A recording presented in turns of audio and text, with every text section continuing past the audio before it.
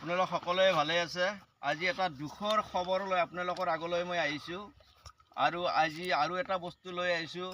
মোৰ অতি মৰমৰ মোৰ পৰিয়ালটো আজি আপোনালোকৰ আগত মই চিনাকি কৰাই দিম আৰু ভিডিঅ'টো অলপ দীঘলীয়া হ'ব। আপোনালোকে একদম মনোযোগেৰে চাই থাকিব আৰু অলপো দুখ নকৰিব।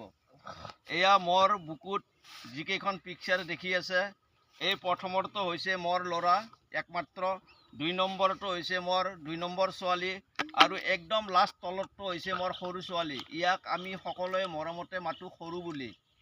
আৰু তাৰপিছত ওপৰতটো আৰু মই আপোনালোকে দেখাই পাই আছে। আৰু নেক্সট তলত চাওক, এইজনে আছিল মোৰ জীৱনৰ সংগী। এওঁক লৈ মই জীৱনত বহুতো জীৱন যাপন কৰিছিলোঁ, সুখৰ দুখৰ কথা বহুতো পাতিছিলোঁ। কিন্তু জুবিনদাই যেনেকৈ আমাক এৰি অকলশৰে গুচি গ'ল, এই মানুহজনীও আপোনালোকক বা মোক এৰি আজি তেওঁ গুচি গৈছে আৰু দুনাই এই পৃথিৱীলৈ এওঁ আৰু ঘূৰি নাহে।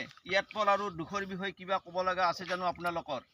যদি আপোনালোকে এই ফটোটো ভালদৰে চিনি পায়, আপোনালোকৰ দয়া মায়া মমতা লাগে, তেতিয়াহ'লে আপোনালোকে বেছিকৈ শ্বেয়াৰ কৰিব আৰু লাইক কৰিব।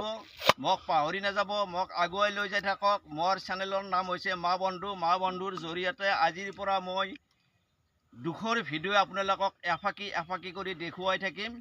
বেছিকৈ শ্বেয়াৰ কৰিব। আপোনালোকে মোক পাহৰি নাযাব। আজিৰ কাৰণে ভিডিঅ'টো ইমানতে শেষ কৰিলোঁ। Bye bye.